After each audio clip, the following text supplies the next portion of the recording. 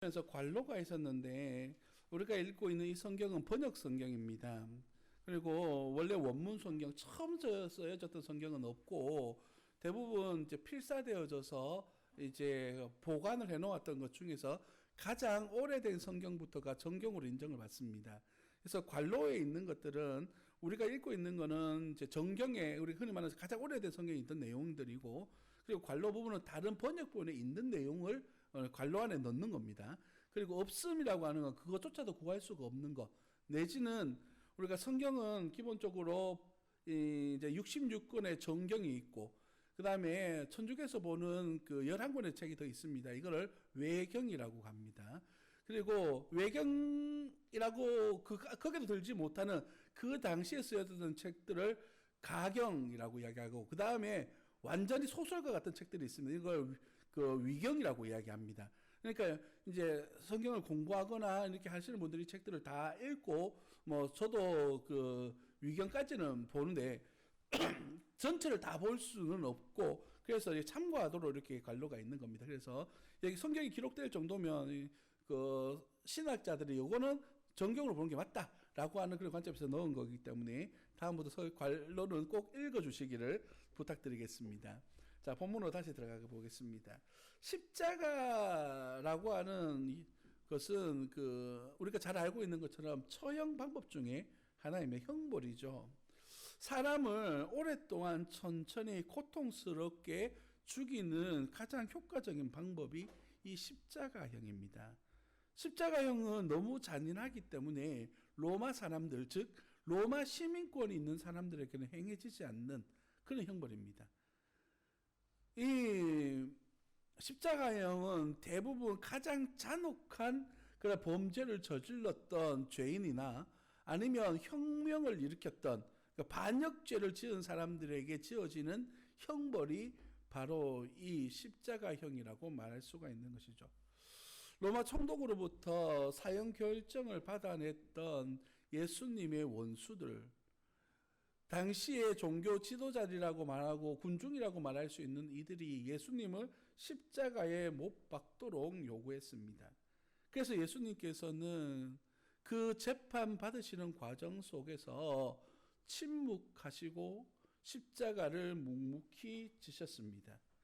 오늘 본문을 앞서 있는 본문 가운데에 12절 말씀을 보시면 빌라도가 또 대답하여 이르되 그러면 너희가 유대인의 왕이라 하는 일을 내가 어떻게 하랴라고 그렇게 말하고 있습니다. 그때 사람들이 소리를 지르며 그를 십자가에 못 박게 하소서라고 그렇게 이야기합니다. 빌라도는 무슨 악한 일을 하였느냐, 나는 도무지 찾지 못하겠다 해도 군중들은 소리 지르고 예수님을 못 박아라 라고 그렇게 말하죠. 결국 예수님은 군인들에게 내어졌습니다. 16절에 군인들이 예수를 끌고 브라이도리온이라고 하는 뜰로 끌고 가서 예수님에게 자색 옷을 입히고 가시로 관을 엮어서 경례하고 유대인의 왕이여 라고 말하면서 조롱하고 있습니다. 여기서 있는 군인들은 어찌 보면 왕이라고 하는 계급에 있는 이들을 굉장히 싫어하는 사람들입니다. 왕하고 대면하여 볼 수도 없는 존재인데 이러한 유대인의 왕이라는 사람을 죄인으로 던져줬으니까 이 사람들은 어떻겠습니까? 가장 악한 방법으로 예수님을 조롱하고 십자가로 끌고 가고 있는 겁니다. 얼마나 예수님께서 고난을 당하셨는지 21절 말씀에 보시면 마침 알렉산더와 루포의 아버지인 구레네 사람 시몬이 시골로부터 와서 지나가는데 그들이 그를 억지로 같이 가게 하여 예수의 십자가를 지우고 라고 표현하고 있습니다. 예수님이 지신 십자가는 십자가 완성된 형태가 아니고 사형장에 이미 이제 일자로 세워진 이게 가로고 이게 세로죠. 세로로 세워진 틀이 이미 세워져 있습니다. 예수님은 가로로 된 십자가 틀을 들고 가는 거예요. 이게 사형수들이 짊어져야 되기 때문에 어떤 그림들처럼 굉장히 무겁고 힘든 거라고 생각하는데 실제로 그렇지 않습니다. 사람이 충분히 들 수 있을 정도의 무게인 거예요. 그런데 예수님께서 7번 넘어지시고 그것을 들 수 없는 지경까지 이른 이유는 성경에 보면 7일 동안 고난을 당하셨거든요. 그 7일 동안에 탈진하시고 매를 맞으시고, 우리가 잘 알고 있는 것처럼 그 로마 군인들이 사용하는 채찍은 뼈나 쇠꼬치를 박아놨기 때문에 뼈가 드러날 만큼의 채찍에 맞으셨습니다. 그렇기 때문에 이미 본인 스스로도 설 수 없는 그런 입장에서의 십자가 길을 걸어가고 있는 거예요. 그래서 그 주변에 있었던 구레네 사람 시몬이 대신 이 십자가를 지고 언덕길을 오르고 계시는 겁니다. 사람들은 이러한 예수님을 향하여서 침뱉으며 희롱하며 예수님을 십자가에 못 박아라 라고 소리 지르고 있습니다. 얼마나 고통스러웠던지 23절에 보면 몰약을 탄 포도주를 주었으나 라고 말합니다. 여기에는 마취제가 들어있는 일종의 그런 음료입니다. 그래서 고통 속에 있는 사람들의 고통을 조금이라도 덜어주기 위해서 주는 일종의 마취제인데 예수님은 거절하셨어요. 오늘 본문 내용을 계속 읽어보시면 여러분과 함께 나누고자 하는 주제 중에 하나가 이 거절하셨다라고 하는 내용들입니다. 예수님이 십자가에 못 박히고 그 옷을 나누어 가고 예수님을 조롱하고 있는데도 불구하고 예수님은 어떻게 반응하고 계십니까? 그저 묵묵히 듣고 계시는 거예요. 유대인의 왕이다라고 하는 표현은 정말 우리의 왕이십니다라고 하는 의미가 아니라 조롱 섞인 표현. 그런가 하면 31절에 그가 남은 구원하였으되 자기는 구원할 수 없도다 라고 말하면서 예수님을 내려와라, 우리를 알고 믿게 만들어봐라 라고 요구해도 예수님은 묵묵히 듣고만 계십니다. 왜일까요? 이것이 여러분과 함께 나누고자 하는 첫 번째 은혜의 말씀입니다. 예수님께서 그 십자가 위에서 내려오실 능력이 없으실까요? 예수님께서는 그 십자가를 지시기 위해서 3년이라고 하는 시간을 준비하고 또 준비하셨어요. 한정한 시간에 예수님께서 광야로 나가셔서 기도하신 이유가 무엇일까요? 하나님, 내가 앞으로 져야 될 이 과정 속에 나로 하여금 준비되어지게 하소서라고 기도하지 않으셨을까요? 많은 이들이 예수님을 따르며 박수칠 때에도 예수님께는 물러나셔서 기도하시면서 이 일을 준비하고 계셨어요. 겟세마네 동산에서 기도하실 때 그의 땀방울이 핏방울처럼 느껴질 정도로 진액을 짜내는 기도를 드리고, 예수님의 제자들은 그 주변에 서서 졸고 있는 그런 상황에서도 예수님은 이 잔을 내게서 옮기지 마옵소서, 내가 이 잔을 마시겠습니다 라고 기도하고 준비하셨던 그 결과가 지금 이 자리에 십자가 위에서 그 조롱을 견디게 만드는, 주님이 선택하신 이 십자가 고난의 과정을 능히 이기고 계시다라고 하는 사실입니다. 예수님께서 가진 이 걸음의 걸음들은 고독한 길이었습니다. 예수님이 십자가에 달려 계실 때에 한 사람은 우편에 한 사람은 외편에 있게 해주세요라고 말했던 야고보 요한은 그 자리에 없습니다. 그저 본인들이 원했던 영광스러운 자리만 원하고 그 십자가에는 오히려 강도들만 양옆을 지키고 있는 이러한 상황 속을 보게 되죠. 십자가 밑에는 예수님의 제자들이 모여 있었습니까? 아니에요. 본문 말씀 다음 주에 살펴볼 본문 가운데 보시면 여자들이 있어요. 47절 말씀 보면 막달라 마리아와 요새의 어머니 마리아가 예수를 둔 곳을 보더라 라고, 예수님이 십자가에 죽으시고 난 다음에 모든 과정을 지켜보고 있는 이들은 예수님의 제자들이 아니라 여인들 뿐이었습니다. 철저하게 혼자인 모습, 이 고독 속에 예수님께서 당하신 십자가 사랑과 그 헌신은 단순한 순간의 치기나 단순한 자기의 어떤 연민에 의한 것이 아니라 하나님의 은혜다라고 하는 사실을 우리는 인정해야 되는 겁니다. 성도 여러분, 오늘 본문 속에 한 사람이 등장하는데 바로 구레네 사람 시몬입니다. 마침 이 알렉산더와 루포의 아버지인 구레네 사람 시몬이라고 표현되어져 있는데, 이 구레네 사람 시몬 이름만 등장하면 참 좋을 건데 왜 알렉산더와 루포라고 하는 사람의 이름이 등장할까요? 자막을 좀 띄워주시겠습니까? 로마서 16장 13절 말씀에 보시면 주안의 택하심을 입은 루포와 그의 어머니에게 문안하라. 그의 어머니는 곧 내 어머니라 라고 말합니다.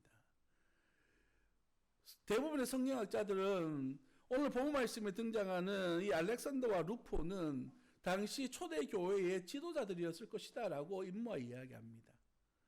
그래서 이 루포라고 하는 이가 당시에 예수님을 만나고 그 아버지가 십자가를 지시고 그런 과정 속에서 예수님을 알고 믿고 교회 지도자로 성장해 나갔다라고 다들 이야기해요. 사랑하는 성도 여러분, 예수님의 십자가를 멀찍이 서서 조롱하거나 모른 채 하거나 나와 무슨 상관이 있나 라고 말하는 이들에게는 아무런 역사가 일어나지 않습니다. 그러나 십자가를 지고 예수님을 따랐던 구레네 사람 시몬에게는 믿음의 자녀가 성장하고 당시 기독교를 이끌었던 초대교회의 지도자로서의 이름을 표현이 죄송합니다. 이름을 남기게 되는 그런 일들이 일어나고 있는 겁니다. 사랑하는 성도 여러분, 예수님이 십자가를 지실 때에 오늘 본 말씀에 세 가지 사건이 등장합니다. 그게 첫 번째가 바로 이 구레네 사람 시몬이 십자가를 대신 지신 사건이고, 두 번째는 우리가 방금 읽었던 23절에 나오는 이 몰약탄 포도주를 거절하시는 장면입니다. 이것은 예수님의 다짐을 이야기하는 것이죠. 예수님이 어떻게 이 일을 이루겠다라고 하는 스스로의 결단과 이 일들을 이루어가는 과정을 우리에게 보여주는 거예요. 이러한 예수님을 바라보면서 우리는 어떤 믿음을 가져야 될까요? 마가복음 10장 38절 말씀을 좀 띄워주시겠습니까? 이 두 절의 말씀인데요. 예수께서 이르시되 너희는 너희가 구하는 것을 알지 못하는도다. 내가 마시는 잔을 너희는 마실 수 있으며 내가 받는 세례를 너희가 받을 수 있느냐. 이르되 아빠 아버지께는 모든 것이 가능하오니 이 잔을 내게서 옮기시옵소서. 그러나 나의 원대로 마옵시고 아버지의 원대로 하옵소서라고 고백하는 모습을 보게 돼요. 위에 절은 야고보 요한이 자기를 높은 자리에 세워주세요라고 했을 때 주신 말씀이고, 밑에 거는 예수님이 십자가를 지시기 직전에 기도하셨던 내용입니다. 예수님은 담당히 자기 십자가를 지겠다라고 준비하고 있는 과정인데 제자들은 그 자리에 없는 거예요. 여러분, 이 자리에 여러분은 계십니까? 십자가하고의 거리는 얼마가 되시는가요? 오늘 사모님하고 아침에 십자가 이야기를 잠시 하다가 오늘 주제를 미리 맞추시더라고. 십자가 밑에 누구가 있냐 이런 거 하려고 하지. 맞다고 그렇게 이야기했는데, 십자가 이야기하면 뻔한 이야기인 것 같아요. 정말 뻔한 이야기입니까? 성도 여러분, 우리 마가복음을 자세히 읽어보면 이 마가는 예수님의 고난에 대해서 그렇게 심각하게 다루지 않아요. 예수님 어떻게 매맞으셨고 어떻게 고난 당하셨고 어떻게 아파하셨는지에 대한 이야기를 별로 다루지 않습니다. 그 대신 뭘 다루시느냐 하면 예수님은 우리의 왕이다. 계속해서 왕이라고 하는 표현을 반복해서 사용하시면서 그분이 십자가를 지신 이유는 우리의 왕이기 때문이다 라고 그렇게 고백을 해요. 마가는 저와 여러분들에게 이 십자가 사건 앞에서 무엇을 발견하기를 원하냐 하면 그 십자가를 지신 그분이 나의 왕이시다라고 하는 사실을, 나를 위하여 대신 지신 십자가라고 하는 사실을 인정하도록 우리에게 요구하고 있다는 사실입니다. 시편 22편 말씀입니다. 좀 띄워주시겠습니까? 시편 22편 16절로부터 20절 말씀이에요. 개들이 나를 애워쌌으며 악한 무리가 나를 둘러 내 수족을 찔렀나이다. 내가 내 모든 뼈를 셀 수 있나이다. 그들이 나를 주목하여 보고 내 겉옷을 나누며 속옷을 제비 뽑나이다. 여호와여 멀리하지 마옵소서. 나의 힘이시여 속히 나를 도우소서. 내 생명을 칼에서 건지시며 내 유일한 것을 개의 세력에서 구하소서라고 그렇게 고백합니다. 이게 메시아의 시인데요. 예수님이 십자가에 달리시는 장면을 표현한 본문입니다. 여러분, 예수님께서 왕으로서 이 땅에 오셔서 십자가를 지시겠다라고 하는 다짐은 내가 너를 책임지겠다라고 하는 의미입니다. 내가 너를 나의 백성으로 인정하겠다라고 하는 그런 의미인 거예요. 왕의 역할이 뭡니까? 첫 번째는 평상시에는 다스리는 일을 합니다. 내 말씀대로, 내 말대로 살아. 내가 만든 법 아래에서 살아가야 돼. 이것을 이야기하는가 하면 전쟁 시에는 뭡니까? 나를 대신해서 전쟁터에 나아가서 싸우는 거예요. 과거에 영국이라고 하는 나라는 전쟁이 나가면 첫 번째 아들이 무조건 전사해야 된답니다. 그래서 왕족인 내 아들이 먼저 죽어야지 다른 아이들도 죽을 수 있어라고 하는 그런 명예를 중요하게 생각했기 때문에 전쟁터에 가장 앞장서도록 그렇게 무언의 법처럼 만들어져 있었대요. 그런 것처럼 예수님도 내가 왕으로서 너의 죄와 너의 고통과 너의 삶의 모든 부분들을 책임지고 너 대신 내가 십자가 질게라고 지금 고백하고 계시는 겁니다. 34절 말씀을 보실까요? 34절 말씀을 보면 예수님께서 십자가에 달려서서 죽으시면서 하시는 말씀이 나옵니다. 제9시에 예수께서 크게 소리 지르시되 엘리 엘리 라박 사박다니 하시니 이는 번역하면 나의 하나님 어찌하여 나를 버리셨나이까 하는 뜻이라. 우리 주님께서는 철저하게 버림받으시면서도 그 십자가 아래 내려오지 않으시고 우리를 끝까지 책임져 주시는 분이시라는 거예요. 우리에게 있어서 예수님은 어떤 분이십니까? 누가 예수님에 대하여서 질문한다면 예수님은 나의 왕이십니다 라고 그렇게 고백할 수 있겠습니까? 요한복음 18장 33절 말씀에 보면 오늘 우리가 읽었던 말씀과 관계되는 말씀들이 계속해서 나옵니다. 18장 33절 이에 빌라도가 다시 관장에 들어가 예수를 불러 이르되 네가 유대인의 왕이냐. 요한복음 19장 21절에 유대인의 대제사장들이 빌라도에게 이르되 유대인의 왕이라 쓰지 말고 자칭 우리 유대인의 왕이라 쓰라 하니 유대인의 왕으로 나신 네가 어디 계시냐? 우리가 동방에서 그의 별을 보고 그에게 경배하러 왔노라.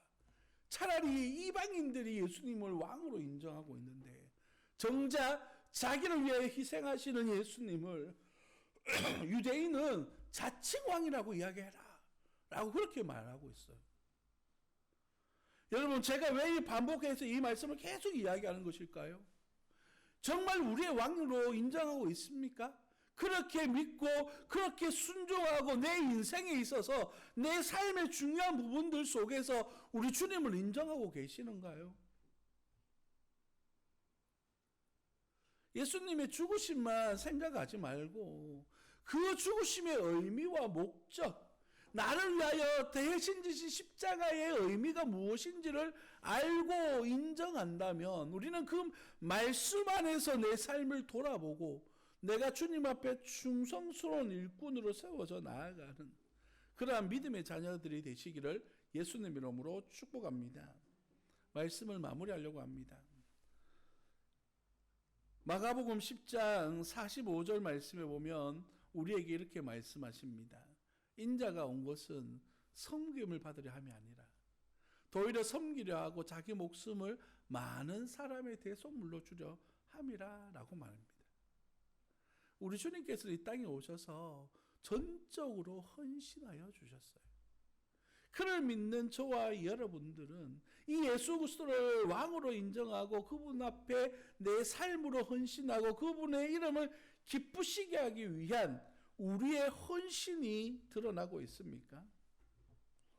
왕으로 이 땅에 오셨다라고 하는 예수님의 그 은혜에 어떻게 위로받으며 어떻게 삶으로 살아내고 있습니까?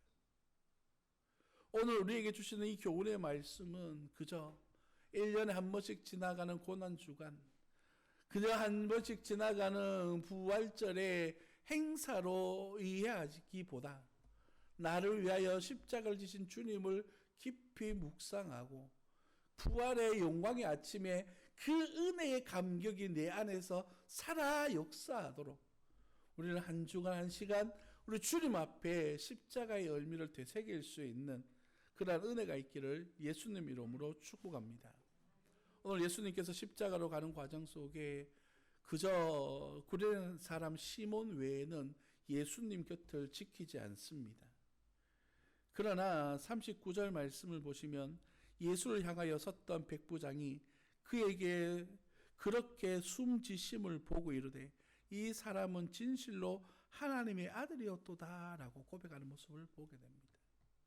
예수님의 십자가만 바라봤는데도 불구하고 그는 예수님을 주로 고백하고 있는 모습들을 발견하면서 우리가 우리의 하나님이신 우리의 주님이신 왕이신 예수님의 십자가가 나로 하여금 나의 삶의 변화와 내 인생의 이끌을 이끌어 가시는 우리 삶의 참 주인 되시는 우리 주님으로 인정되어지는 놀라운 은혜와 복이 있기를 예수님 이름으로 축복합니다.